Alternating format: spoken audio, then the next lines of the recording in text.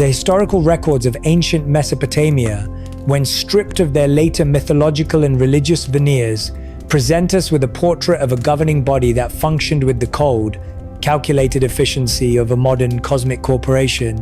The Anunnaki were not merely distant objects of worship, but active, administrative managers who established a rigid and highly sophisticated infrastructure to govern both the celestial and terrestrial realms. This infrastructure was built upon a clear and uncompromising hierarchy that mirrored the complex political and economic systems of the Sumerian city-states. At the absolute apex of this cosmic corporate structure stood the supreme triad of Anu, Enlil, and Enki, whose spheres of influence effectively divided the known universe into manageable administrative zones. Anu, the patriarch and chairman of the board, occupied the highest celestial position, providing the ultimate source of legitimacy for all divine and earthly authority. His palace in the highest heaven served as the central headquarters where the most critical decisions regarding cosmic policy were finalized, far removed from the daily toil of the lower levels of the organization. The Sumerian King List, a document of unparalleled historical significance dating back to the 3rd millennium BC, provides a systematic ledger of how this divine authority was delegated and exercised across successive eras. This record does not describe a world of mystical chaos, but one of structured transitions and carefully managed successions.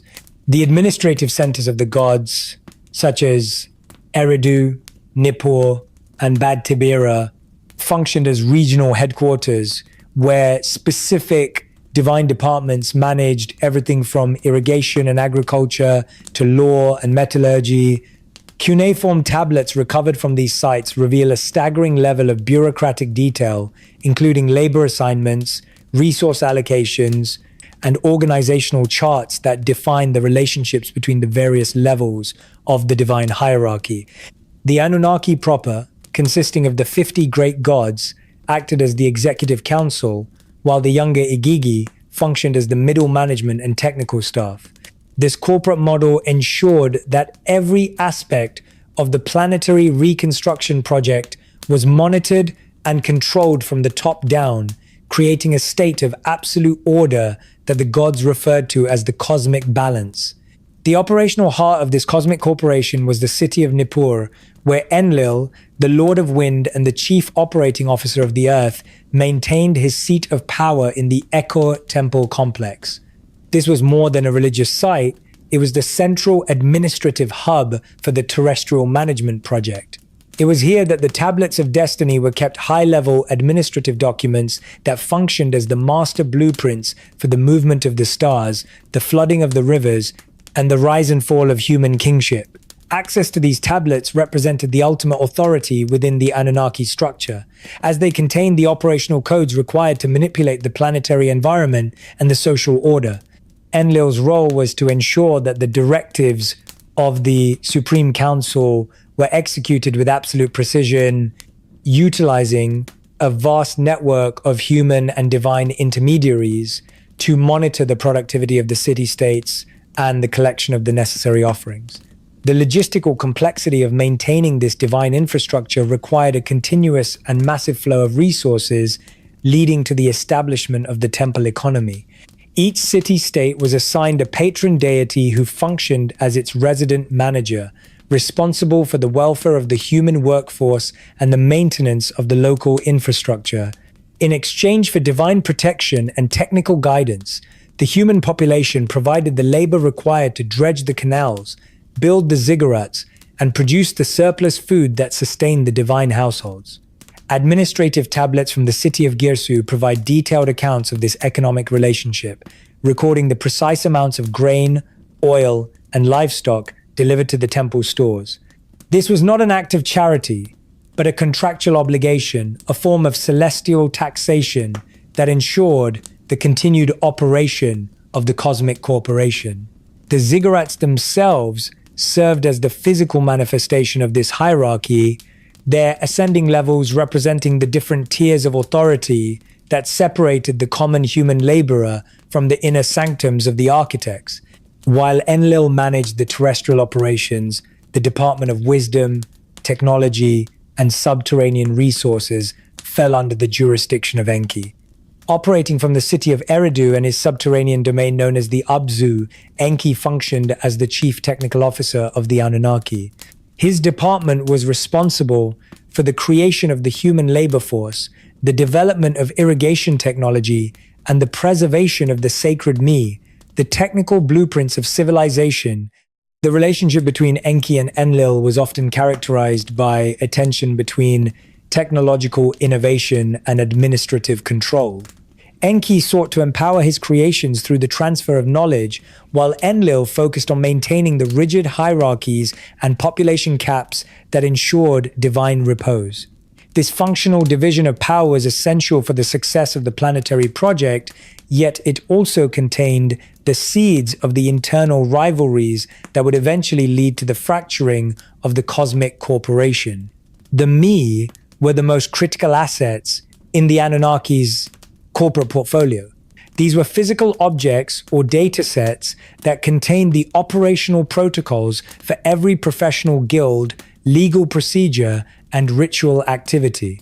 The possession of the me allowed a city-state to function at a high level of technical efficiency, making them the most sought-after prizes in the political landscape of ancient Sumer. The Epic of Inanna and Enki describes a high-stakes negotiation over these protocols, reflecting their status as the intellectual property of the gods. The transfer of the me from Eridu to Uruk was not just a mythological story, but a record of a major administrative relocation that shifted the center of technological power in Mesopotamia. This system of knowledge management ensured that the Anunnaki maintained a monopoly on high-level technology, granting humans only enough information to perform their assigned tasks, while keeping the deep secrets of planetary engineering firmly within the hands of the divine elite. The stability of this cosmic corporation relied on a sophisticated system of communication and transport that linked the various administrative hubs across the Mesopotamian plain and beyond. The gods utilized specialized vehicles and communication devices to coordinate their activities and transmit orders from the Supreme Council to the local managers. Cuneiform texts describe the giggle or celestial chariots that allowed the Anunnaki to move rapidly between the celestial and terrestrial realms, while the ziggurats served as landing platforms and transmission towers for these divine visits. This technological advantage was the primary tool used to enforce the divine will and maintain the absolute subservience of the human workforce. The presence of the gods was tangible and visible, manifesting through the awe-inspiring architecture and the advanced tools they employed to reshape the landscape. This was a world where the boundary between technology and divinity was non-existent, as every act of creation was a calculated engineering feat. However, the very complexity and success of this corporate structure created its own set of internal pressures. As the human population grew and the administrative demands increased, the friction between the various divine departments began to intensify. The younger generations of gods, born on Earth, began to demand a greater share of the territorial and political power, leading to a series of high-level disputes that tested the authority of the supreme triad. The infrastructure of divine power, which had once functioned with absolute unity, began to show signs of fragmentation as individual deities prioritized the interests of their own cities, states, and departments over the collective goals of the Anunnaki Council. This internal decay was the hidden prelude to the catastrophic wars that would eventually engulf the ancient world. The cosmic corporation was becoming too large and too divided to sustain itself, and the infrastructure that had been built to maintain order was about to be utilized for the most devastating conflict in the history of the architects.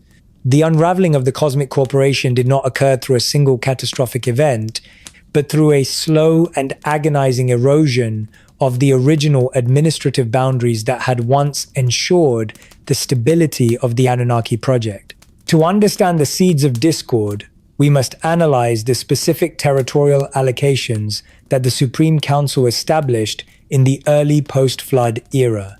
While Enlil held the central authority over the heartland of Sumer, including the vital religious and administrative center of Nippur, the outlying regions were distributed among the various branches of the divine family to manage as regional franchises.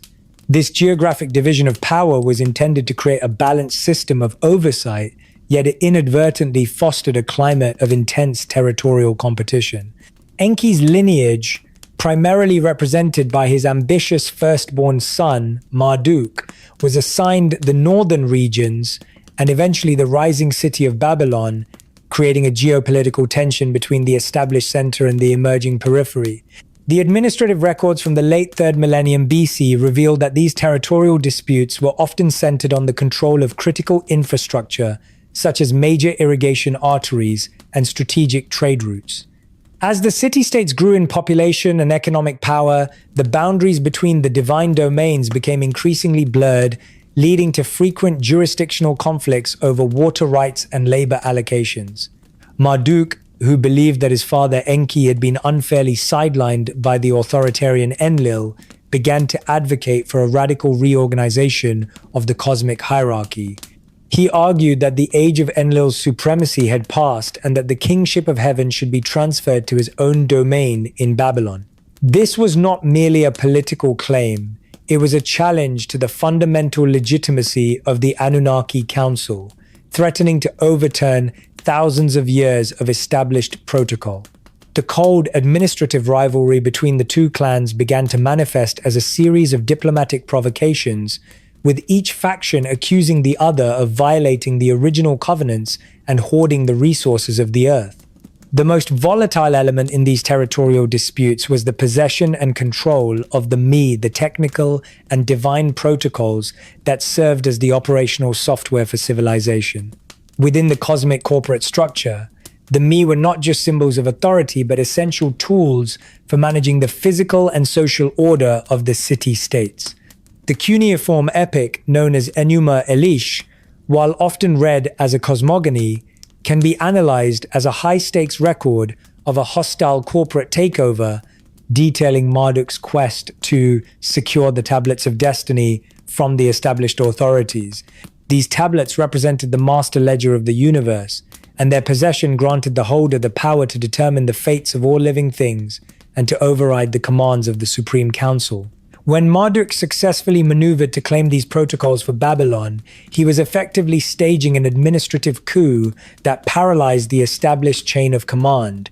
The struggle for the created a state of technological warfare, where each divine faction utilized their unique technical assets to bolster their regional power. Enlil's faction, supported by his warrior son Ninurta, maintained a monopoly on the heavy atmospheric and military technologies, while Enki's faction focused on the mastery of biological and subterranean sciences.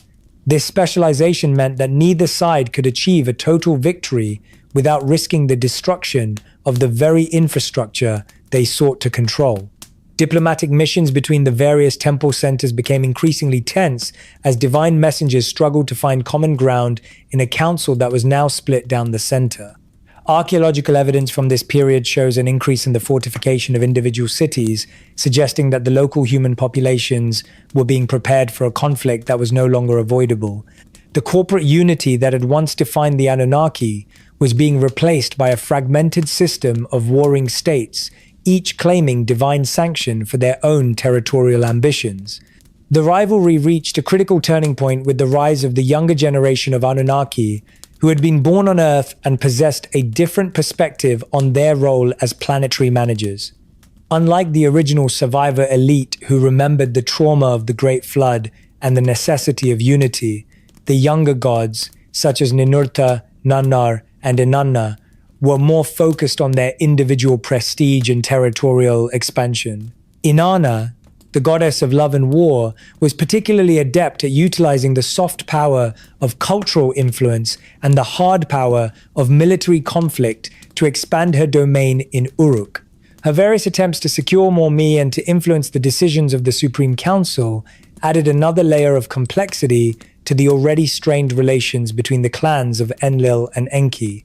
The youthful ambition of these deities often overrode the cautious diplomacy of the elders, leading to a series of skirmishes and border disputes that tested the limits of the divine assembly's ability to maintain order. The shifting alliances between these younger gods created a volatile political environment where today's partner could become tomorrow's enemy. Ninurta, acting as his father, Enlil's primary enforcer, was frequently called upon to suppress the ambitions of the Enki clan, leading to a personal and bitter rivalry with Marduk. Their conflict was documented in several epic traditions, describing intense battles over the control of strategic mountain ranges and the vital mineral resources they contained. These were not just physical confrontations, but administrative struggles to determine who held the right to manage the me of war and the me of victory. The Supreme Council, presided over by an increasingly weary and distant Anu, found itself unable to impose a definitive solution on its warring members. The administrative machinery that had governed the Earth for millennia was now being used as a weapon in a civil war that would eventually engulf the entire planet.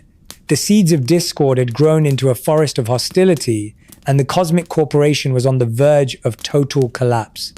The final provocations that led from cold administrative rivalry to the brink of active military mobilization centered on the desecration of the sacred centers and the violation of the original divine sanctuaries.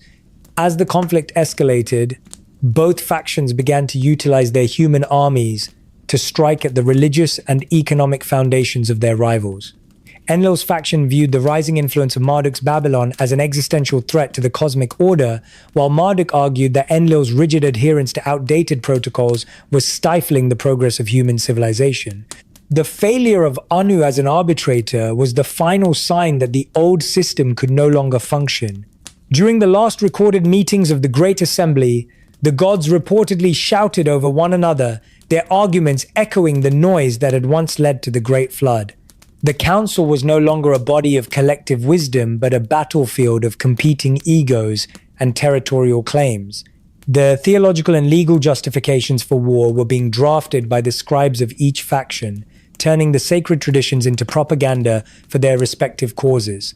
The Anunnaki were no longer seen as the unified architects of civilization, but as the leaders of opposing military alliances. This transition had profound consequences for the human populations of Mesopotamia, who found their cities caught in the middle of a conflict between their creators.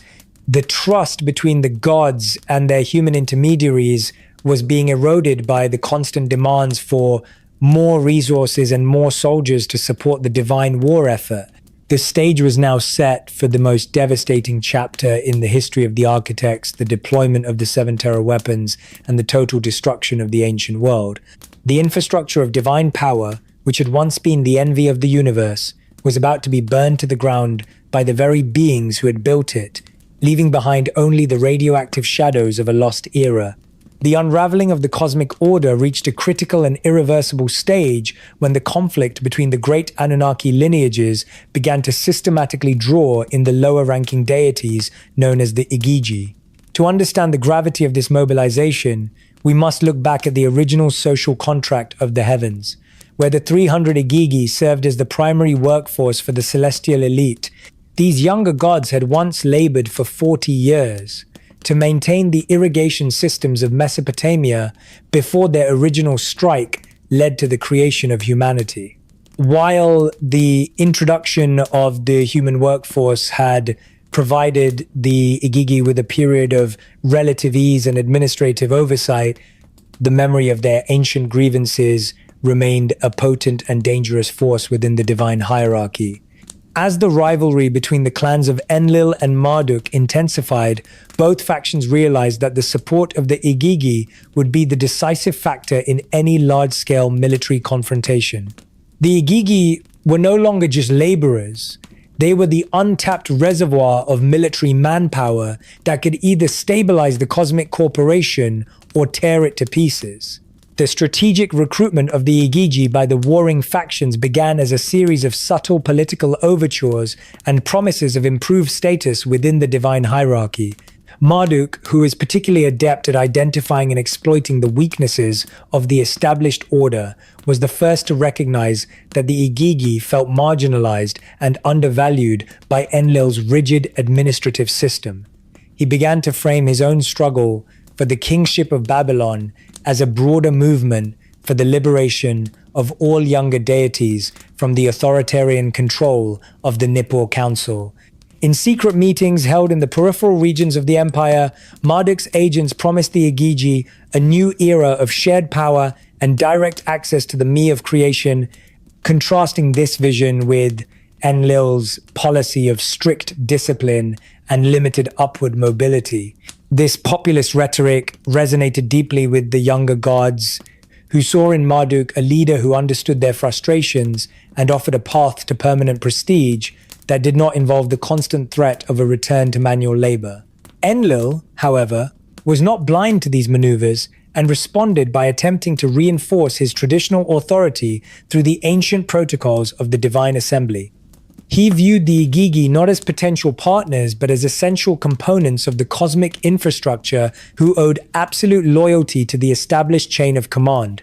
His mobilization effort relied on the invocation of sacred oaths and the threat of severe administrative penalties for any deity who dared to deviate from the official directives of the supreme triad. This created a state of intense internal pressure within the ranks of the Igigi, as they were forced to choose between the promise of revolutionary change offered by Marduk and the crushing weight of traditional duty represented by Enlil. The divine barracks and administrative quarters became hotbeds of dissent and debate, with individual Igigi weighing the risks of rebellion against the rewards of loyalty. The celestial bureaucracy was effectively splitting at its lower levels, creating a fractured foundation that could no longer support the weight of the cosmic corporation. The transition from a labor-based organization to a fully mobilized military force required a fundamental restructuring of the Igigi's daily operations and technical capabilities. For millennia, their primary tools had been the baskets and shovels used to dredge the life-giving canals of Sumer, but as the threat of war became a reality, these industrial implements were systematically replaced by the advanced weaponry of the gods. The divine armories, controlled by specialized technical departments, were opened to the lower deities for the first time in history. This process of radicalization was fueled by a sophisticated propaganda campaign that utilized the sacred me of war to transform the collective identity of the Igigi from servants of the earth into warriors of the heavens. They were organized into structured military units with specific ranks and specialized roles that mirrored the combat divisions of the great Anunnaki commanders. The once peaceful temple precincts were transformed into training grounds where the Igigi learned the protocols of celestial combat and the operation of devastating technical assets. Marduk's faction was particularly aggressive in this military transformation, utilizing his father Enki's deep understanding of biological and technical engineering to enhance the combat effectiveness of his Igigi followers. They were provided with specialized armor that could withstand the atmospheric disturbances of Enlil's storms and were trained in the use of localized energy weapons that targeted the specific weaknesses of the Anunnaki's physical structures. This was not just a reorganization of personnel, it was a technological upgrade of the entire laboring class. The Igigi under Marduk began to see themselves as the elite shock troops of a new world order. Their sense of purpose derived from the belief that they were the primary enforcers of the coming Babylonian supremacy. This radicalization made any peaceful resolution to the territorial disputes increasingly unlikely, as the mobilized Igigi were now eager to test their new capabilities against the established authorities who had presided over their long centuries of servitude. Enlil's response to this technological escalation was to mobilize his own loyalist factions, led by his warrior son Ninurta, who commanded the absolute loyalty of the Igigi stationed in the southern heartlands. Ninurta was the embodiment of the Anunnaki's traditional military power, and he organized his forces with the cold precision of a veteran general. He emphasized the necessity of preserving the cosmic balance at any cost, framing the mobilization of the Igigi as a holy war to protect the sacred tablets of destiny from the corrupting influence of the Enki lineage. The loyalist Igigi were indoctrinated with the belief that Marduk was a reckless usurper whose actions would lead to the total collapse of the universal order and the eventual destruction of all divine beings. This created a state of permanent ideological polarization within the ranks of the lower gods, ensuring that when the conflict finally erupted, It would be a total and uncompromising civil war that pitted brother against brother in a struggle for the survival of the divine corporation. The actual turning point toward an open military rebellion occurred when the Council of Seven attempted to impose a series of emergency labor directives intended to fortify the central cities against a possible Babylonian strike. The Igigi stationed at the strategic mining and irrigation sites in the mountains saw these orders as a return to the degrading conditions of their ancient past and a direct violation of the promises of status and ease they had enjoyed during the Golden Age. Instead of picking up their tools, large divisions of the Igigi in the northern territories openly declared their allegiance to Marduk and refused to recognize the authority of the Nippur Council. This was the second great rebellion of the younger gods, but unlike the first strike which sought relief from work, this rebellion sought the total overthrow of the existing political hierarchy. The administrative chain of command shattered as regional governors and divine managers found themselves unable to control the very forces they were supposed to lead. The mobilization of the Igigi had inadvertently created a power that neither Enlil nor Marduk could fully control. These younger deities, now armed with the weapons of the gods and organized into highly effective combat units, began to pursue their own regional interests and settle old scores with their superiors. The conflict was no longer a structured corporate dispute between two brothers. It was becoming a chaotic and multi-sided civil war involving hundreds of divine participants. Reports from the various temple archives describe a state of total administrative breakdown where divine messengers were intercepted, sacred precincts were occupied by rebel forces, and the daily rituals that sustained the celestial presence were ignored.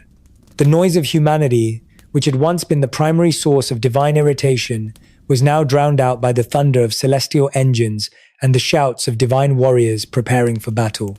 The celestial bureaucracy had transformed into a military machine that was rapidly spinning out of control. Archaeological evidence from this period of mobilization reveals a dramatic shift in the material culture of the ancient world, as the focus of production moved from agricultural tools to defensive structures and military hardware. In cities like Lagash and Umma, the temple workshops began to produce standardized bronze weapons and protective gear in unprecedented quantities, suggesting a society that was being systematically geared for total war. This transition was overseen by the divine managers who redirected the labor of the human workforce to support the mobilization of the Igigi. Humanity found itself in the precarious position of being the logistical tail for a divine conflict that they could not comprehend and in which they had no say. The infrastructure of the earth was being repurposed as a massive military platform, its canals and ziggurats serving as the supply lines and command centers for a war that would eventually leave the entire region in ruins. The seeds of discord had finally blossomed into the full-scale mobilization of the heavens, and the silence that had followed the Great Flood was about to be broken by the most terrifying sounds the earth had ever heard. The final escalation of the mobilization occurred when the Igigi of the Eastern Territories, who had remained neutral for most of the early disputes, were forced to join the conflict following a series of devastating border incursions by Marduk's vanguard. This expanded the theater of war from the central plains of Sumer to the distant mountain ranges and coastal regions, creating a planetary-scale conflict that touched every corner of the Anunnaki Empire. The Igigi were now the primary actors on the battlefield, their movements and engagements determining the success or failure of the great commanders. The once rigid lines of the cosmic corporation were completely erased, replaced by a fluid and violent landscape where alliances shifted with the tides of battle. The Supreme Council, presided over by an increasingly isolated Anu, was powerless to stop the momentum of the war they had allowed to develop. The Igigi had discovered their own power, and they were no longer willing to return to the shadows of the divine administration. The theological consequences of this mobilization were equally profound, as the concept of the god of war moved from a specialized administrative role to a universal reality. The sacred me that governed the ethics and the protocols of conflict were cast aside in favor of a total war philosophy that prioritized victory at any cost.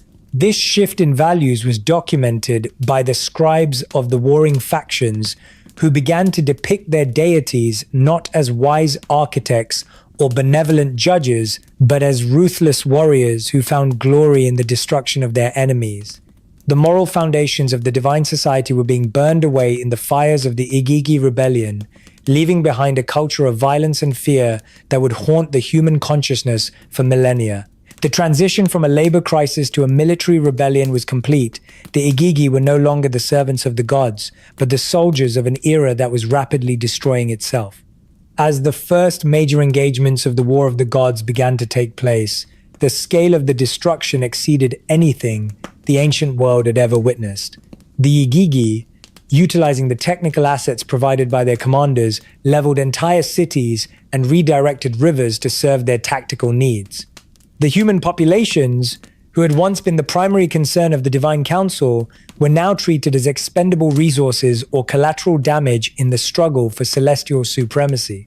The mobilization of the Igigi had not only broken the administrative structure of the Anunnaki, but it also shattered the original covenant between the creators and their creation.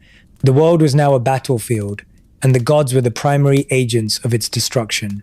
The silence of the heavens had been replaced by a scream of agony that echoed through the stars, marking the end of the corporate order and the beginning of the most terrifying chapter in the history of the architects. The escalation of the conflict between the divine lineages reached its most terrifying and irreversible peak with the authorization and deployment of the 7 terror weapons, known in the ancient cuneiform texts as the Sibiti. These were not conventional implements of war, but represent the ultimate expression of the Anunnaki's advanced technical capabilities, described in terms that modern researchers often compare to weapons of mass destruction or high-energy physics.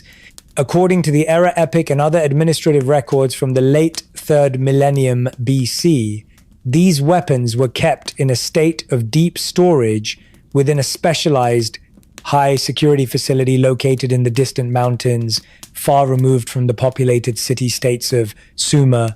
The decision to remove these assets from their strategic reserve was not taken lightly. It required the unanimous, if reluctant, consent of the Supreme Council, as the potential for collateral environmental damage was understood to be absolute. The 7 terror weapons were described as having individual personalities and specific destructive protocols, ranging from blinding light and searing heat to the release of toxic atmospheric agents that could render entire regions uninhabitable for generations. The physical nature of these weapons, as decoded from the highly technical language of the Sumerian scribes, suggest a level of engineering that transcends simple mechanical weaponry. They are frequently described as without rival and capable of turning the day into darkness, phrases that closely mirror modern eyewitness accounts of nuclear or thermobaric detonations. The first of the 7 was characterized as a wind that sweeps away the people, while the second was a burning fire that consumes the land. These descriptions imply the use of advanced atmospheric manipulation and directed energy, tools that were part of the original planetary engineering kit used by the architects to shape the Earth, now repurposed for the total destruction of their enemies. Archaeological evidence from several sites in the Near East has revealed layers of vitrified soil and anomalous radioactive readings that some researchers argue are the physical signatures of these ancient superweapons. These findings support the textual claims that the War of the Gods involved forces that physically altered the geology of the region, leaving behind a scarred landscape as a permanent testament to divine wrath. The technical protocols for activating the 7 terror weapons were managed by the god Era, a powerful and often volatile deity associated with plague and scorched earth tactics. The administrative texts detail how Era, acting as the chief executioner for the Enlil faction, petitioned the Supreme Council for the authority to use the weapons against the rising power of Marduk's Babylon. The gods were reportedly hesitant, fearing that the use of such extreme force would permanently contaminate the me of the earth and destroy the human labor force that sustained them. However, as Marduk's influence grew and his defiance of the Nippur Council became absolute, The fear of losing total control over the planetary infrastructure eventually overrode their caution. The weapons were ceremonially awakened and programmed with specific targeting coordinates, focusing on the strategic centers of the Enki lineage and the mountain strongholds where the rebel Igigi had established their bases. Each of the 7 weapons possessed a unique operational signature that served a specific tactical purpose. The third weapon was described as a radiant light that blinds the eyes, suggesting a massive electromagnetic pulse or high-intensity flash intended to paralyze the sensory systems of both humans and divine observers. The fourth weapon was a mountain crusher, likely a seismic device capable of triggering localized tectonic shifts to bury underground facilities. These descriptions indicate that the Anunnaki had a sophisticated understanding of planetary physics, allowing them to utilize the natural forces of the Earth as weapons of war. The deployment of these assets was not a random act of destruction, but a calculated surgical strike designed to eliminate the technical and administrative capabilities of the opposition. However, the sheer power of these weapons made it impossible to contain their effects, and the initial strikes initiated a chain reaction of environmental collapse that quickly spiraled beyond the control of the divine commanders. The actual deployment of the terror weapons was recorded with a sense of profound horror and awe by the human scribes who witnessed the resulting catastrophes from a distance. The lamentation over the destruction of and other tragic poems provide vivid descriptions of the evil wind that swept across the plains of Sumer following the divine strikes. This wind was described as a ghostly vapor that did not resemble any natural storm. It killed not through physical impact, but through an invisible, lethal touch that caused the people to wither and the livestock to perish where they stood. Modern analysis of these descriptions suggests a sophisticated form of chemical or radioactive fallout, as the texts detail how the water became undrinkable and the soil became sterile for many years after the event. The evil wind represented the unintended consequence of the terror weapons, a global atmospheric contamination that ignored political boundaries and devastated the very heartland that the gods were fighting to control. The psychological impact of these superweapons on the human population was total, shattering the original covenant of protection and replacing it with a primal fear of divine power. The humans realized that they were not the partners of the gods, but merely the collateral damage of a celestial civil war. The technical mastery of the Anunnaki, which had once built the irrigation systems in the great cities, was now being used to systematically erase those achievements. The 7 terror weapons became a permanent part of human collective memory, surfacing in later myths and religious traditions as the 7 bowls of wrath or the 7 plagues.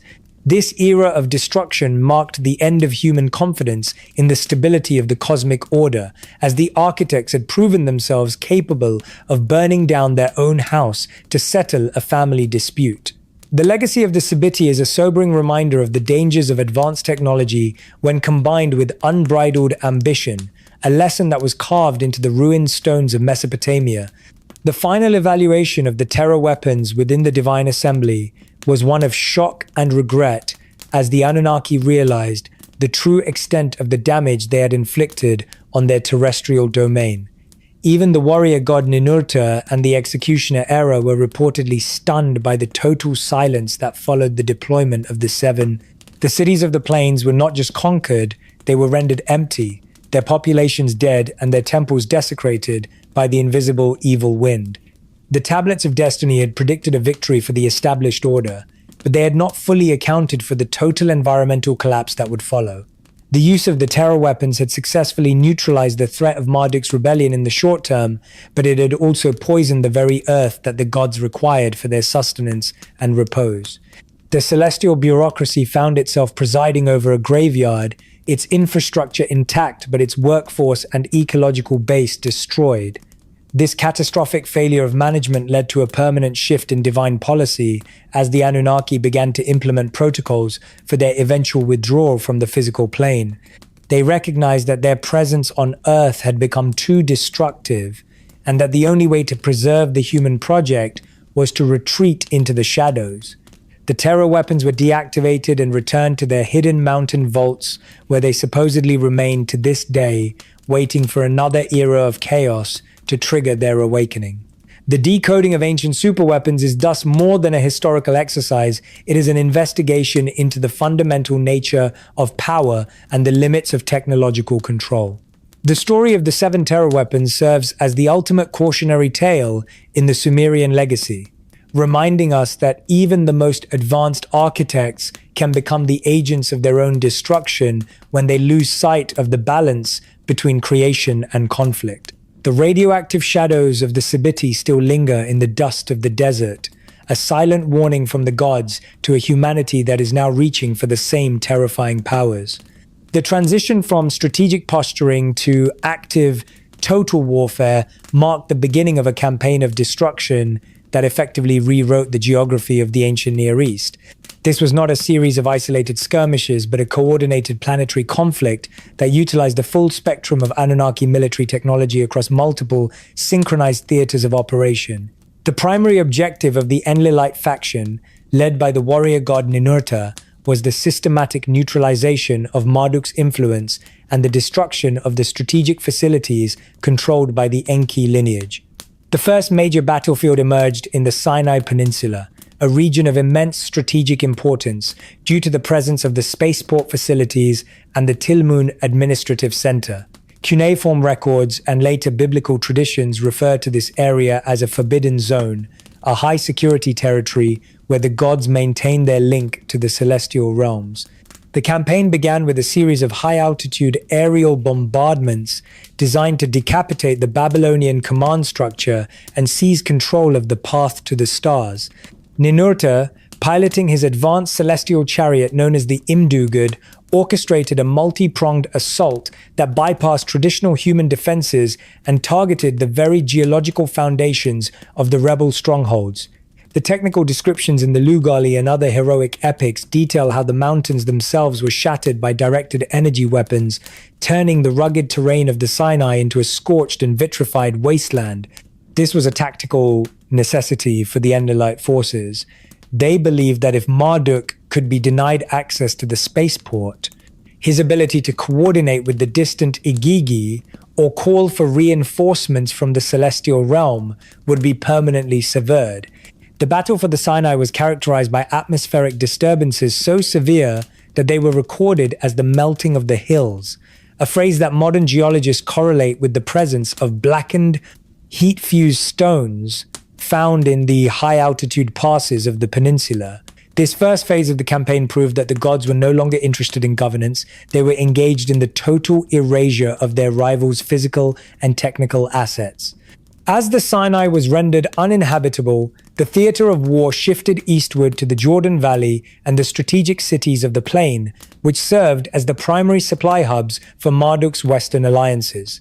This region, described in the Genesis narrative as a lush and well-watered garden, before the catastrophe became the site of a systematic, scorched earth operation. The Enlilite commanders, realizing that Marduk drew his strength from the loyalty of the local human populations and the productivity of these agricultural centers, decided to eliminate the entire regional infrastructure.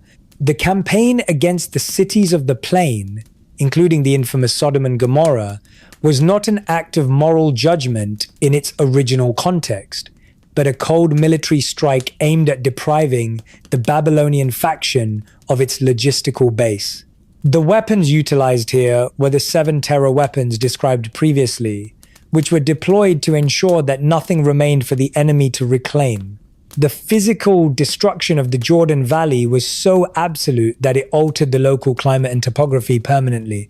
Archaeological surveys of the Tall El Hammam site show evidence of a high-temperature thermal event that occurred approximately 3,700 years ago, involving a massive heat blast that disintegrated mud brick structures and turned pottery into glass. The human toll in this theater was total, as the evil wind generated by the detonation swept through the valley, killing every living soul and poisoning the soil with what the ancient texts called the salt of the gods. This was a clear demonstration of the campaign of destruction philosophy. The Anunnaki were willing to destroy the most fertile regions of the earth to ensure that no rival could challenge their supremacy. The Jordan Valley, once a jewel of the ancient world, was transformed into a desolate rift, its waters becoming the Dead Sea, a silent and toxic monument to the intensity of the divine conflict. The third and most complex theater of the campaign focused on the heartland of Mesopotamia itself, where the ancient city-states of Sumer were caught in a pincer movement between the Enlilite loyalists and the Babylonian rebels. This was a war of attrition played out in the canals and temple precincts of the world's oldest urban civilization. The city of Babylon, Marduk's crown jewel, became the primary target for the Enlilite forces, but its defenses were bolstered by Enki's advanced technical shielding and the fanatical loyalty of the Babylonian priesthood. The battle for Mesopotamia was a struggle for the control of the operational protocols of civilization. Each city that fell to the Enlilite advance was stripped of its sacred tablets and its technical archives, which were transported back to Nippur as spoils of war. This was the bureaucratic campaign, an attempt to systematically dismantle Marduk's administrative legitimacy by physically removing the tools of his power. The destruction in Sumer was characterized by the collapse of the irrigation networks that had sustained the region for millennia. As the divine warriors fought in the skies and on the plains, the complex system of levees and canals was neglected or deliberately sabotaged to flood the enemy's territory. The city of Nippur, the seat of Enlil's own authority, suffered catastrophic damage during a counterstrike by Marduk's forces, an event that shocked the divine assembly and led to the final authorization of the most destructive weapons in the Anunnaki arsenal. The archaeological record from this period shows a sudden and violent end to the early dynastic culture, with layers of ash and rubble covering the once great temples of Uruk, and Lagash. The gods were burning their own house down, and the human civilization they had nurtured for so long was being ground into the dust by the very beings who had provided the blueprints for its construction. The final phase of the campaign of destruction extended into the northern highlands and the Iranian plateau, where the Igigi, loyal to Marduk, had established fortified mining and manufacturing centers. These mountain strongholds were the backbone of Marduk's industrial power, providing the raw materials and the technical hardware required for his war effort. The Enlilite faction utilized earth-crusher weapons to trigger massive landslides and seismic events, literally burying the Igigi bases beneath millions of tons of rock. The descriptions in the ancient texts of the destruction of the mountains are not metaphors, but literal accounts of the application of high-energy seismic technology to neutralize hardened military targets. This mountain campaign completed the encirclement of the Babylonian forces, leaving Marduk isolated in a ruined landscape. The legacy of the battlefields of the gods is a scarred planet and a traumatized human collective memory. The campaign of destruction had achieved its military objectives. The spaceport was gone, the agricultural hubs were poisoned, and the industrial bases were buried. However, the cost of this victory was the total collapse of the Anunnaki corporate order. The gods found themselves presiding over a wasteland, their infrastructure destroyed, and their workforce decimated by the evil wind. The War of the Gods was a catastrophic success, a military triumph that resulted in an administrative and ecological suicide. As the dust settled over the scorched plains of Mesopotamia and the blackened hills of the Sinai, the Anunnaki realized that they had no world left to govern. The new era of freedom that would follow was not a gift from the gods, but a consequence of their total failure to manage their own power. The battlefields became the graveyards of the first civilization, and the survivors were left to rebuild in a world where the gods were now feared as the bringers of fire and wind rather than the architects of order. The War of the Gods, while fought by celestial beings with technologies beyond human comprehension, exacted its most devastating and enduring price from the mortal populations who occupied the crossfire. In the administrative records of the Anunnaki, humans were often categorized as a secondary concern, a labor force that was inherently replaceable within the broader corporate framework. However, the cuneiform lamentations recovered from the ruins of Sumerian cities tell a far more visceral story of total societal collapse and individual suffering. When the divine lineages shifted from governance to active warfare, The primary infrastructure of human life, the irrigation canals, the temple granaries, and the legal courts was systematically repurposed or destroyed. The human toll was not merely a matter of casualties on a battlefield, it was the wholesale disintegration of a civilization that had been nurtured for thousands of years under the direct guidance of the architects.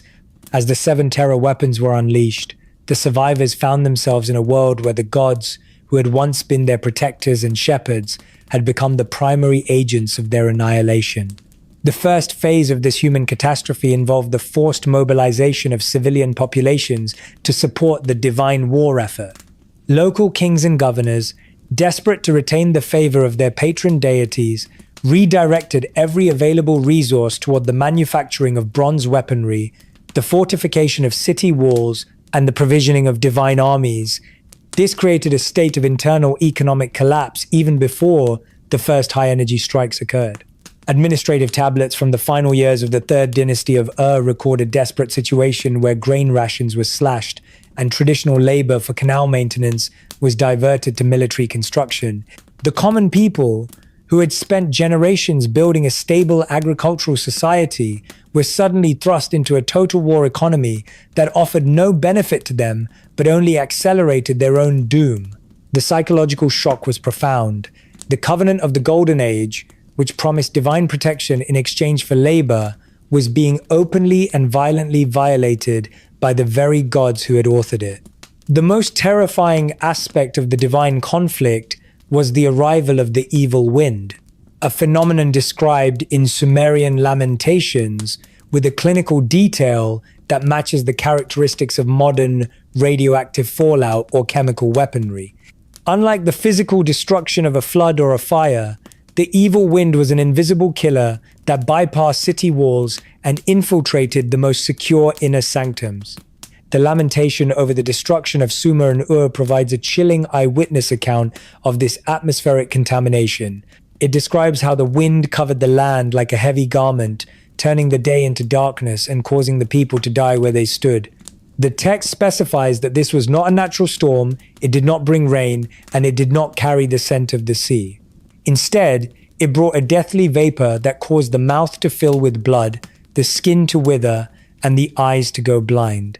This was the ultimate human toll, the poisoning of the very air that sustained life, a consequence of the high-energy weapons deployed in the Sinai and the Jordan Valley. Archaeological excavations at sites like Ur and Nippur have revealed layers of occupation that show a sudden, unhurried death of the population. Unlike cities that were sacked by invading armies, where bodies are often found with signs of trauma or struggle, these layers contain remains of individuals who appear to have died in their sleep or while performing daily chores. The evil wind spared no one, from the high priest to the lowliest servant. The societal structure that had been the pride of Mesopotamia was erased in a matter of days. The survivors, those who were on the periphery of the fallout, were left to wander a landscape where the water was bitter, the soil was sterile, and the livestock lay dead in the fields. This was not collateral damage in the traditional sense. It was an ecological and biological erasure that left the heartland of Sumer a silent graveyard. The gods had succeeded in neutralizing their enemies, but in the process, they had exterminated the workforce that made their earthly presence possible. The long-term human toll extended into the subsequent centuries, manifesting as a permanent decline in the biological and cultural vitality of the species. The diminished humanity described in the post-flood period reached its lowest point during and after the War of the Gods. The radioactive or chemical contamination of the environment introduced systemic health issues that were recorded in the medical texts of the Old Babylonian period. These records describe an increase in birth defects, chronic wasting diseases, and a further shortening of the human lifespan. The Me of Healing, which had once been a vital part of temple science, was unable to cope with the unprecedented nature of these divine weapons. The survivors were a traumatized population, their genetic and psychological foundations shattered by the scale of the violence they had witnessed. This era saw the final loss of the eye of the god, the intuitive spiritual perception that had allowed humans to communicate with the divine realm. The distance between man and God became an unbridgeable chasm of fear and resentment. Cultural memory was also a casualty of the war. As the major cities were abandoned and the scribal schools were destroyed, much of the technical and historical knowledge of the antediluvian era was lost forever. The tablets of the architects were buried under meters of radioactive silt, and the oral traditions were fragmented as the surviving population scattered into the mountains and deserts. This was a dark age of intellectual regression, where the survivors struggled to maintain the basic agricultural and social protocols required for existence. The loss of kingship as a stable institution led to centuries of nomadic warfare and social chaos, as human leaders no longer had a clear divine mandate or the technical resources to rebuild the great urban centers. The human toll was therefore the loss of the future, a systematic de-evolution of a species that had once been the partner of the gods, but was now a broken remnant of a forgotten glory. The legacy of this human suffering is preserved in the religious and philosophical traditions of every subsequent civilization in the Near East. The concept of divine wrath and the image of a jealous god who punishes humanity through fire and wind originated in the trauma of the Anunnaki civil war. The fear of another reset became a central feature of human consciousness, driving a frantic and often desperate obsession with ritual purity and divine appeasement. Humans no longer viewed the gods as benevolent architects, but as unpredictable and dangerous masters who could burn down the world at any moment. These psychological scars defined the transition from the communal, administrative religion of Sumer to the more individualized and fearful cults of the later empires. The human toll was the loss of trust in the cosmic order, replaced by a cynical and defensive worldview that prioritized immediate survival over long-term cooperation. In the final analysis, the War of the Gods proved that the labor for protection covenant was a failure. The architects had prioritized their own territorial and political ambitions over the survival of the very species they had designed to serve them. The human toll serves as the ultimate indictment of the celestial bureaucracy's management of the earth. As we look at the ruins of the ancient world today, we must see more than just broken stones and faded inscriptions. We must see the silent voices of millions of humans who were sacrificed on the altar of divine ambition. Their story is a reminder of the dangers of absolute power and the terrible price of being collateral damage in a conflict that is not one's own. The silence that now hangs over the deserts of Iraq is the silence of a species that was betrayed by its creators. A silence that continues to resonate through the centuries as a warning to any civilization that reaches for the power of the gods without the wisdom to control it.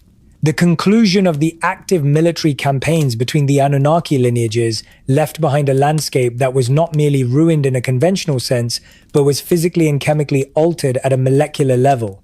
To understand the radioactive shadow of the War of the Gods, we must move beyond the poetic descriptions of the evil wind and analyze the anomalous geological and archaeological data recovered from the primary theaters of conflict. In the Sinai Peninsula and the Jordan Valley, researchers have identified extensive areas of vitrified soil, sand, and rock that has been fused into a glass-like substance through exposure to intense localized heat exceeding 3,000 degrees Fahrenheit. This phenomenon, known as vitrification, does not occur through natural forest fires or traditional ancient warfare involving incendiary oils.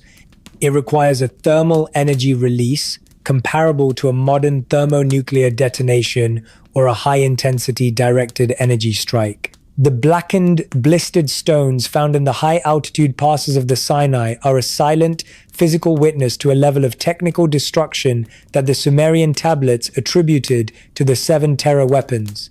Geological surveys conducted in the 20th and 21st centuries have uncovered specific sites where the soil composition has been permanently changed, showing a concentration of rare isotopes that are typically associated with artificial nuclear processes. In the region surrounding the Dead Sea, soil samples have revealed levels of strontium and cesium that deviate significantly from natural background radiation patterns, suggesting a localized and catastrophic event involving high-energy physics. The evil wind described in the Lamentation of Ur, which killed without physical trauma and caused the skin of survivors to wither, aligns with the clinical symptoms of acute radiation poisoning. The ancient texts provide a systematic account of an atmospheric fallout that moved across the Mesopotamian plain, rendering the Fertile Crescent a toxic wasteland for decades. This radioactive shadow was the ultimate me of the war, a persistent environmental contamination that enforced the divine decree of desolation, ensuring that the strategic assets of the enemy could not be reclaimed or repurposed by any surviving human labor force. The biological consequences of this radioactive shadow extended deep into the human and animal gene pools, initiating a process of systemic genetic degradation that the ancient scribes recorded as a curse from the heavens. Medical tablets from the Old Babylonian period provide detailed descriptions of a wide range of congenital abnormalities, chronic wasting diseases, and reproductive failures that began to plague the populations of the post-war era. These symptoms, which included the loss of hair, the bleeding of gums, and the sudden failure of internal organs, are the classic hallmarks of radiation sickness. The evil wind did not just kill the living, it poisoned the future, introducing a legacy of genetic instability that further accelerated the shortening of the human lifespan. The Anunnaki, possessing an advanced understanding of biological engineering, would have been fully aware of these long-term effects, implying that the contamination of the earth was a deliberate tactical choice to ensure the total subjugation of the human species.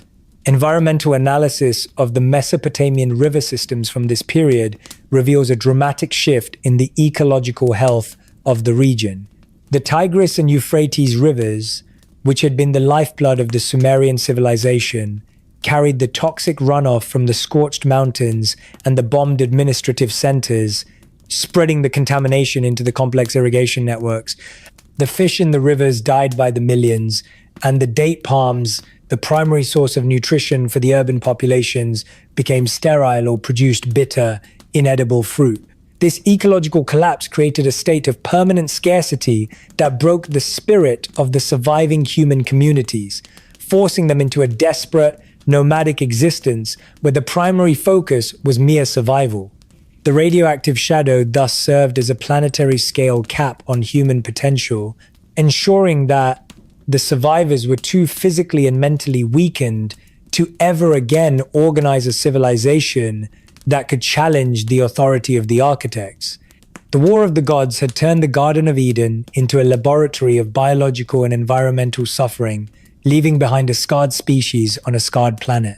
The radioactive shadow also manifested as a profound disruption of the global climate, an event that climatologists refer to as the 4.2 kiloyear event, around 2200 BC. A sudden and severe aridification occurred across the Near East, North Africa, and parts of Asia, leading to the collapse of the Old Kingdom in Egypt, the Akkadian Empire in Mesopotamia, and the Indus Valley Civilization. While mainstream science attributes this to natural climate cycles or volcanic activity, the Sumerian records suggest a more direct and artificial cause: the massive release of thermal and chemical energy during the War of the Gods. The atmospheric disturbances caused by the 7 terror weapons, combined with the destruction of the planetary management infrastructure, triggered a localized nuclear winter effect that disrupted the seasonal rains and led to decades of unrelenting drought. The evil wind was not just a passing storm, but the precursor to a century of environmental chaos that effectively ended the first era of high civilization. The technical records of the Anunnaki describe a process where the balance of heaven and earth was lost, implying that the planetary engineering protocols, the me of the weather and the me of the seasons, had been corrupted by the intensity of the conflict. With the spaceport in the Sinai destroyed and the administrative hubs in ruins, the gods were no longer able to actively manage the Earth's climate. The radioactive fallout created a feedback loop of environmental degradation that the diminished human populations were powerless to reverse. Archaeological evidence from soil cores in the Gulf of Oman shows a dramatic increase in wind-blown dust and a change in mineral composition during this period, confirming a sudden and violent shift in the regional environment. This was the final tactical success of the Enlilite faction, the total erasure of the economic and agricultural base that Marduk had sought to rule. The radioactive shadow was a wall of dust and heat that separated the glorious past of the Golden Age from the fragmented and desperate reality of the post-war world. Analyzing the aftermath of the War of the Gods requires us to recognize that the ruins of Mesopotamia are not just the remains of an ancient culture, but the site of a planetary-scale technological disaster. The evil wind and the radioactive shadow it left behind were the ultimate expressions of a celestial bureaucracy that had lost its way, choosing total destruction over a loss of control. The radioactive signatures that still linger in the dust of the Near East are the silent fingerprints of the architects, a reminder that the technologies of the gods were both life-giving and life-extinguishing. The silent withdrawal of the Anunnaki was motivated, in part, by the realization that they had permanently contaminated their own workshop, making a direct physical presence on the earth increasingly difficult and undesirable. They left behind a species that was biologically and psychologically traumatized, a humanity that would spend the next 4,000 years trying to make sense of the wrath of their creators. The legacy of the radioactive shadow is found in the enduring human fear of a fire from the heavens and the universal memory of a lost paradise destroyed by divine anger. This trauma is encoded in our religious texts as the destruction of Sodom and Gomorrah, or the apocalyptic visions of fire and brimstone. However, through the lens of future archaeology and modern physics, we can begin to see these stories for what they truly are. Historical accounts of a high-tech conflict that utilized the fundamental forces of the universe. The aftermath is not just a period of time, but a state of being for the human species, a humanity living in the shadow of a war it did not start and whose weapons it is only now beginning to understand. As we reach for our own nuclear and directed energy capabilities, the radioactive shadow of the Anunnaki serves as a sobering warning of the consequences of combining advanced technology with the primal drive for territorial and ideological supremacy. The desert sands still hold the heat of that ancient fire, a silent command for us to find the wisdom that the architects themselves ultimately lacked. The atmosphere within the celestial assembly after the deployment of the 7 terror weapons was one of profound shock, mutual recrimination, and a terrifying realization of the irreparable damage inflicted upon the earthly domain. The War of the Gods had not ended with a decisive military victory for either the Enlilite or the Babylonian factions, but with a total systemic collapse that threatened the survival of the divine corporation itself. In response to this existential crisis, Anu, the patriarch and supreme chairman, descended from the highest heaven to convene an emergency session of the Anunnaki Council. This was not a meeting of celebration, but a supreme judicial tribunal intended to establish accountability for the radioactive desolation of Sumer and the destruction of the spaceport facilities. The cuneiform records from this period, including the concluding sections of the Era Epic, describe a council divided by bitterness, where the elder gods faced the younger generation of warriors in a desperate attempt to salvage the remaining fragments of their planetary management project. The primary focus of the council's verdict was the actions of the god Era and the warrior Ninurta, who had executed the strikes that unleashed the evil wind. However, the legal arguments quickly shifted to the ultimate responsibility of Marduk, whose defiance had triggered the mobilization in the first place, and Enlil, whose authorization of the terror weapons had provided the means for the catastrophe. The council was forced to confront the fact that their internal family rivalries had violated the fundamental cosmic laws they were sworn to uphold. The verdict of the council was unprecedented in its severity, marking the first time that the supreme leadership imposed forced exile and territorial restrictions upon its own members. The Me of Judgment was invoked to strip the warring deities of their immediate command over the terrestrial city-states, initiating a process of radical reorganization intended to separate the divine presence from the toxic and traumatized human population. This was the beginning of the end for the direct administration of the Earth, as the Council realized that their physical presence had become a catalyst for planetary destruction. The reorganization of the divine hierarchy involved the systematic dismantling of the regional franchises that had fueled the conflict. The council decreed that the city-states of Mesopotamia, once the pride of the Anunnaki corporate structure, were to be placed under a transitional administrative regime managed by human intermediaries with minimal divine oversight. Marduk, despite his military setbacks, was granted a conditional authority over Babylon, but under strict protocols that limited his access to high-level celestial technologies. Meanwhile, the Enlilite faction was ordered to retreat from their primary centers in Nippur and the Sinai, effectively creating a demilitarized zone across the heartland of the ancient world. This forced exile was not a physical departure from the planet yet, but a tactical withdrawal into the hidden realms, the high altitude and subterranean sanctuaries where the gods could maintain their existence without further contaminating the human environment. This period of forced reorganization saw the redistribution of the remaining me among the loyalist priesthoods, ensuring that the technical and social protocols of civilization could continue in the absence of the gods. The council established a new set of silent protocols that dictated how humans were to communicate with their creators through the interpretation of omens and the performance of rituals, rather than direct face-to-face interaction.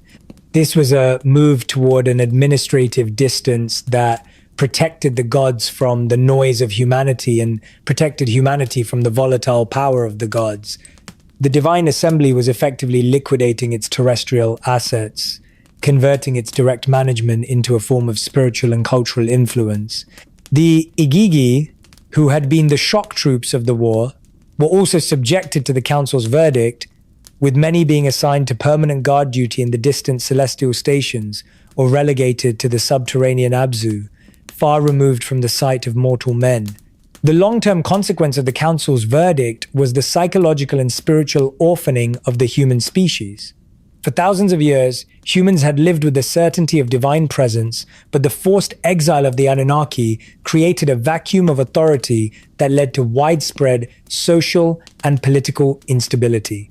The Sumerian king list records a fragmentation of power during this era, as local rulers struggled to maintain order without the direct mandate or the technical support of their patron deities. The verdict of the council was seen by the survivors as a betrayal, a desertion by the very beings who had designed them for labor and promised them protection.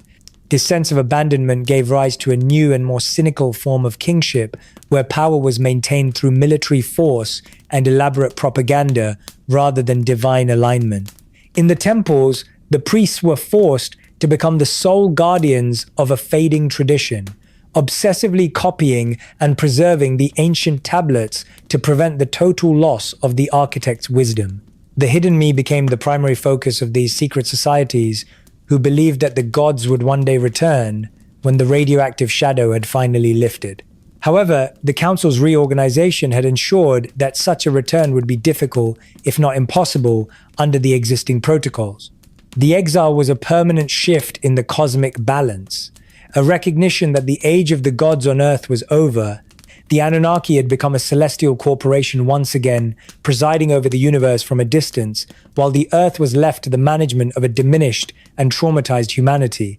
This was the true verdict, that the creators and the created could no longer inhabit the same space without the risk of mutual annihilation. The final act of the council's reorganization involved the sealing of the gateways, the deactivation of the remaining technological links between the terrestrial and celestial realms. The spaceport in the Sinai had been physically destroyed, but the council ordered the systematic shutdown of the various stargates and communication towers that had allowed for rapid transit and data transfer. This was the final step in the forced exile, ensuring that no rogue deity could again utilize the planet as a battlefield. The Earth was effectively quarantined, its frequencies adjusted to prevent the accidental or intentional interference of higher dimensional forces. The legacy of this verdict is the silent, empty heavens that we observe today, a world where the gods are memories and the ancient superweapons are buried in the dust of the desert. The verdict of the council serves as a profound lesson in the limits of power and the necessity of accountability, even for the most advanced architects of the universe. The Anunnaki had built a magnificent world, but their failure to manage their own internal conflicts led to its total desolation. Their forced exile was an act of mercy for the human species, providing us with the space to develop our own autonomy and our own wisdom in the absence of our masters. As we analyze the aftermath of the War of the Gods, we see that the true victory was not the defeat of Marduk or the triumph of Enlil, but the survival of the human spirit in the wake of divine failure. The reorganization of the heavens paved the way for the new era of freedom, where humanity would finally become the masters of its own destiny, carrying the blueprints of the architects within its heart while walking on a planet that had finally been returned to its people. The council had spoken, the gods had retreated, and the long silence of the modern world had begun.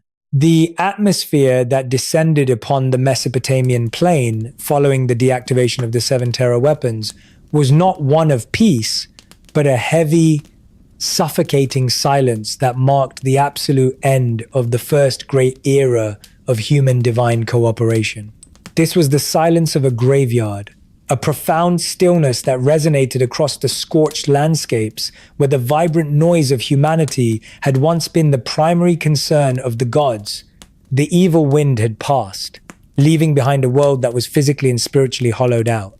In the ruins of Ur, Nippur, and Lagash, the magnificent ziggurats stood as empty sentinels, their inner sanctums no longer echoing with the voices of the architects or the rhythmic chanting of the priesthood. The administrative records from the immediate post-war period describe a state of total structural paralysis as the remaining human populations wandered through the radioactive dust, searching for water that was not bitter and soil that could still support life. This was the Great Silence, the moment when the celestial bureaucracy effectively ceased its terrestrial operations, leaving the planetary laboratory in a state of terminal abandonment. The physical environment was so severely compromised that the traditional methods of agricultural and urban management provided by the Me were no longer applicable. The complex irrigation networks, which had been the lifeblood of the Sumerian civilization for over 2,000 years, were filled with toxic silt and debris, their levees broken and their flow diverted by the seismic shocks of the divine weapons. Without the direct oversight and technical intervention of the gods, the surviving human communities lacked the specialized knowledge and the organized labor required to restore these systems. The archaeological record shows a dramatic and sudden cessation of building activity during this period as the focus shifted from monumental construction to the desperate struggle for daily calories.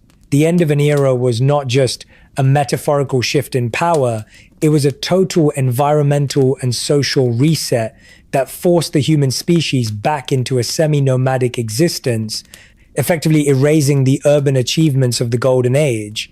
This silence was the final tactical result of the Enlilite faction's scorched earth policy, a victory so total that it left nothing behind but the echoes of a lost world. The withdrawal of the Anunnaki from the physical plane was a phased and systematic operation executed with the same cold efficiency that had characterized their original arrival. As the Council of Seven implemented the verdict of exile, the remaining technical assets and sacred artifacts were removed from the terrestrial temples and transported to secure high-altitude or subterranean sanctuaries. The silent protocols were established to ensure that no future human generation could easily access the high-level technologies that had caused the catastrophe. This was the sealing of the archives, a process where the deep secrets of the Me, the protocols for genetic engineering, atmospheric manipulation, and celestial navigation were placed into a state of permanent quarantine. The human priesthoods were left with only the outer rituals and the historical narratives, tasked with maintaining a tradition whose technical heart had been excised by its creators. This withdrawal created a profound psychological trauma within the human collective consciousness, a sense of cosmic abandonment that would define the religious and philosophical systems of the next 4,000 years. The gods were no longer the visible architects who walked the streets of Eridu. They had become celestial masters who watched from a distance, hidden behind the veil of the stars. The human intermediaries, the kings and the scholars, found themselves presiding over a silent world, their prayers met only by the echoes of the desert wind.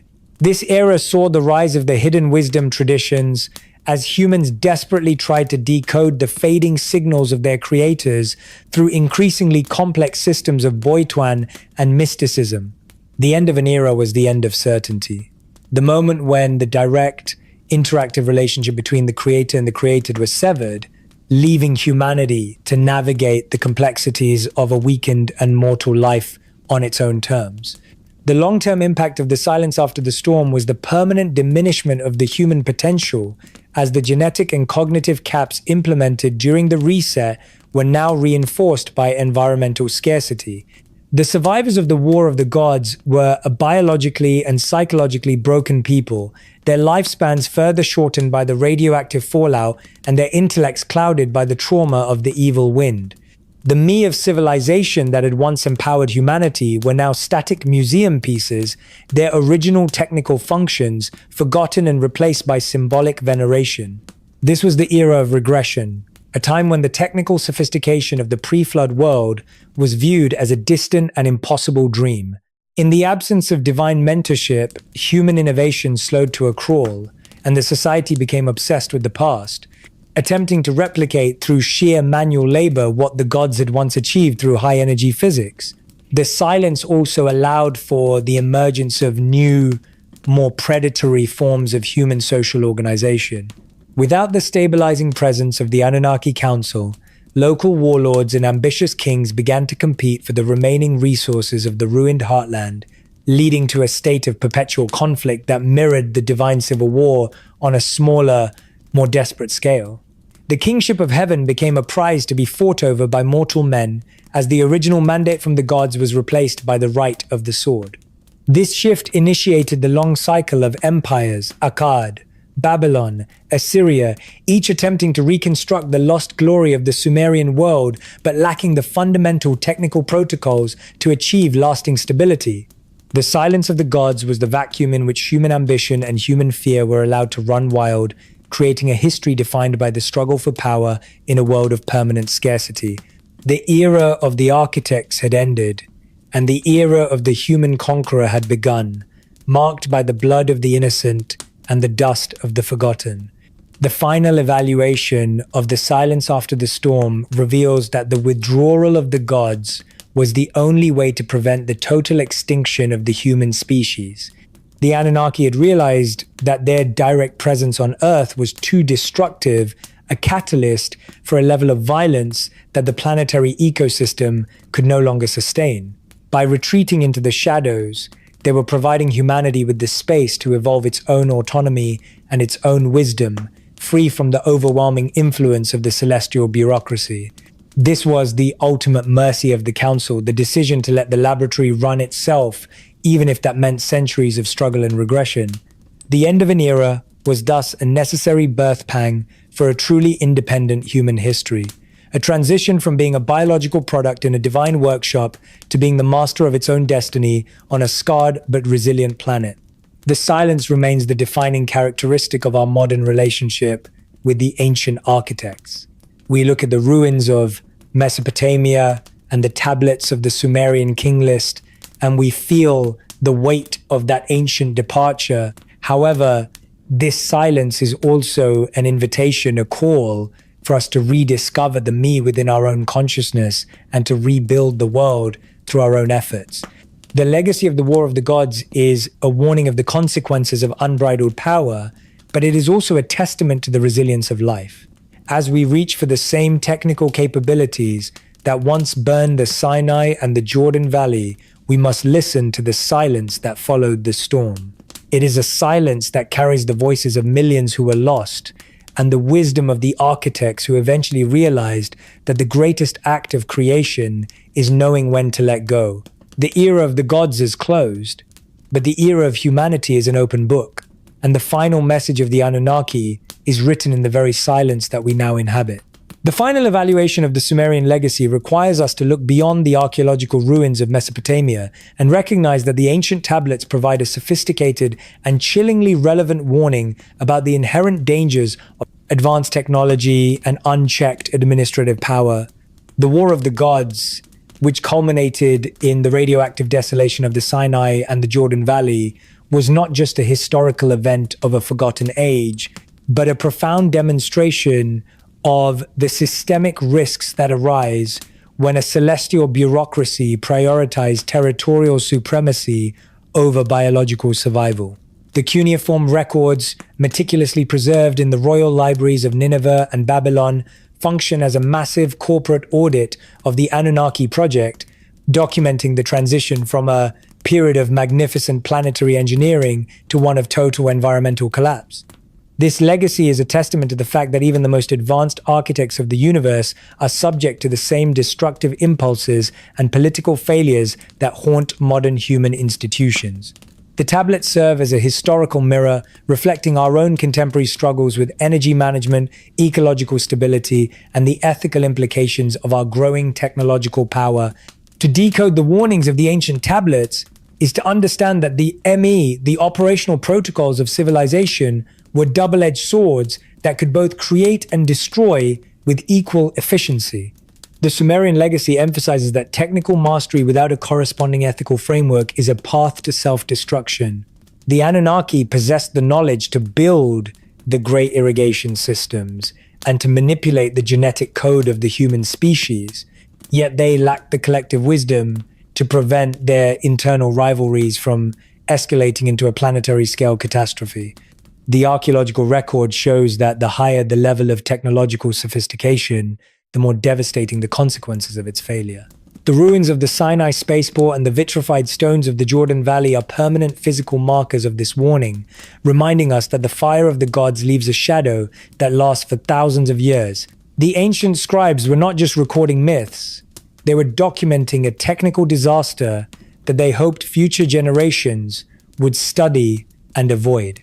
The second phase of the Sumerian legacy involves the preservation of the hidden wisdom that was sequestered by the priesthood following the silent withdrawal of the gods.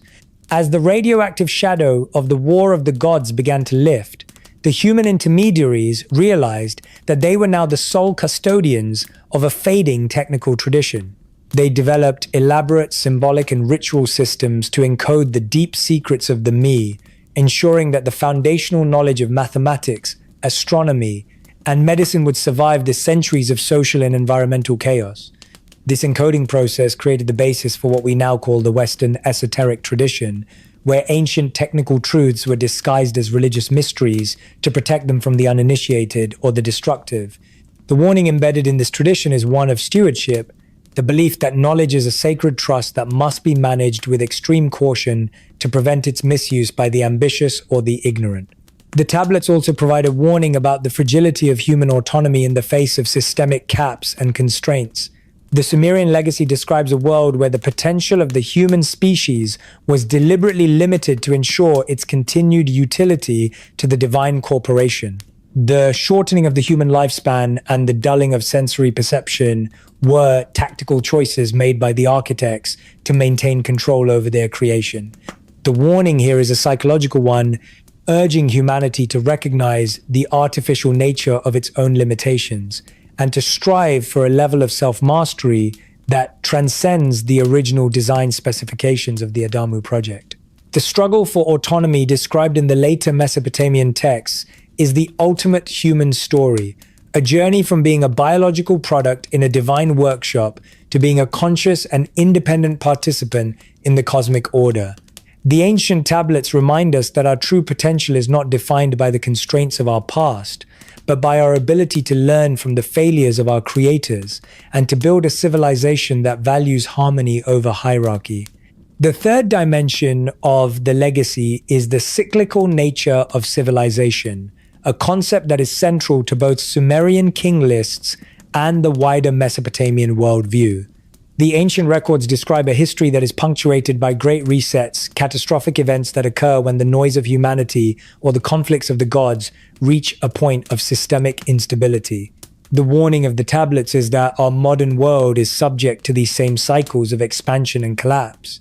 By analyzing the signs of environmental degradation, social fragmentation, and technological overreach that preceded the War of the Gods, we can identify the early warning indicators for our own era.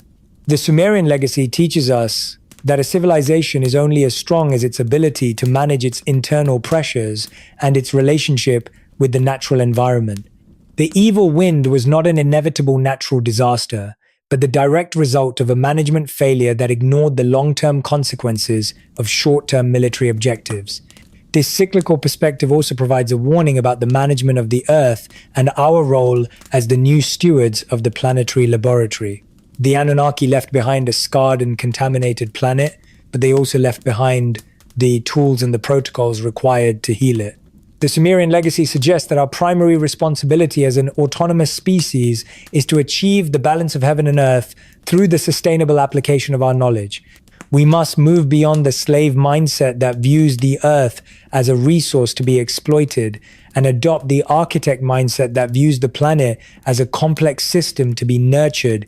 The ancient tablets warn us that if we repeat the mistakes of the architects, if we prioritize territorial expansion and ideological supremacy over the health of the global ecosystem, we will inevitably trigger another reset.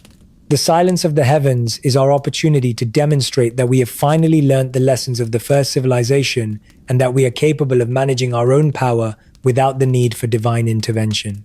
The final phase of the Sumerian legacy is the invitation to cosmic maturity, the realization that the ancient tablets were never meant to be the final word on human history, but the first chapters of an ongoing epic.